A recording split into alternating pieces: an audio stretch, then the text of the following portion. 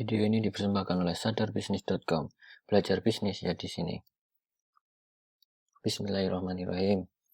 Video tentang panduan sholat Id saat suasana seperti ini.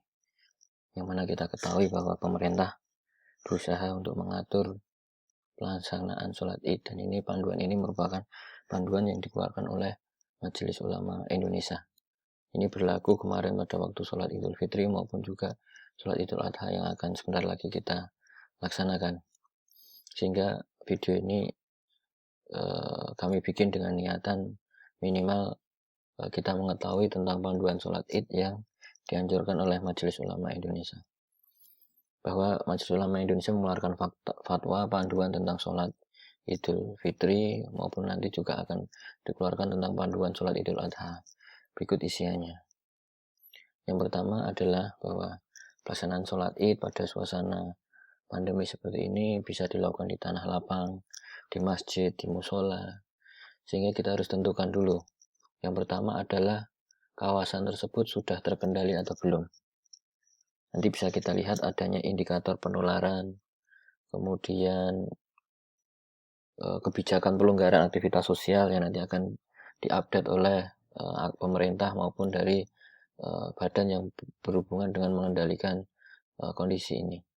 Kemudian misal ada kawasan itu terkendali atau bebas, maka dengan indikator bahwa tidak ada penularan, kemudian tidak ada yang terkena virus, kemudian tidak ada yang keluar masuk orang, maka sholat Id bisa dilakukan di lapangan, tanah lapang maupun di masjid. Sehingga perlu ditentukan dulu buat Anda yang melihat video ini, tempat sholat Idul Fitrinya maupun Idul Adhanya merupakan suatu daerah yang terkendali maupun daerah yang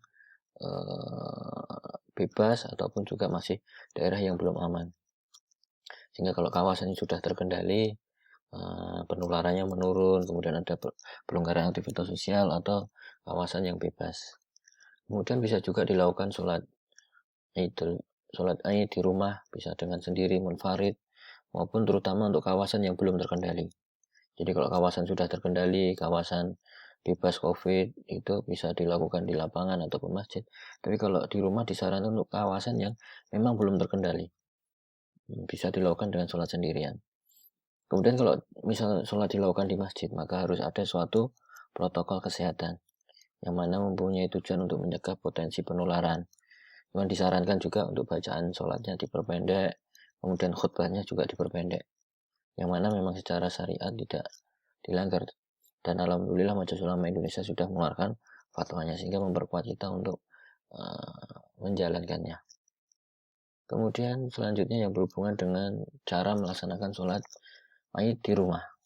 Yang pertama dilakukan berjamaah, kemudian niat sholat Idul Fitri, Idul Adha.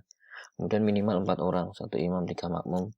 Ini kita ikuti dari panduan dari fatwa Majelis Ulama Indonesia, walaupun nanti ada perbedaan pendapat dari beberapa mazhab ataupun beberapa ulama, tetapi minimal ini kita sampaikan panduan yang dikeluarkan oleh Majelis Ulama Indonesia. Kemudian khutbah boleh ditiadakan. Jadi jika jamaah kurang dari 4 atau tidak ada yang kemampuan khutbah, maka khutbah boleh tidak dilakukan.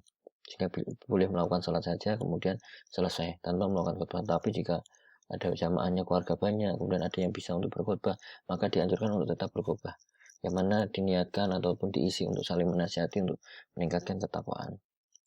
Kemudian ketika sholat Id selesai, khatib membaca takbiratul ihram, kemudian sambil mengangkat kedua tangan, kemudian berdoa. Kemudian kalau sholat sendiri munfarid, niat secara sendiri, bacaan pelan, kemudian tidak ada khutbah, maka hal-hal yang seperti ini diatur oleh Majelis Ulama Indonesia dengan tujuan untuk memberikan panduan kepada masyarakat agar tetap beribadah dengan aman dan mempunyai landasan ilmiah ataupun landasan fatwa yang dikeluarkan oleh Majelis Ulama Indonesia. Walaupun memang di dalam lapangan banyak ada perbedaan berhubungan dengan fikih, ada ikhtilaf di dalam fikih, maka kita sebagai umat Islam yang baik hendaknya bijaksana dan memilih suatu hal yang memang kita yakini dan memang kita amalkan dengan baik. Semoga Allah Subhanahu wa taala selalu menjaga kita. Jangan lupa untuk selalu subscribe maupun share dari video-video di channel ini. Terima kasih.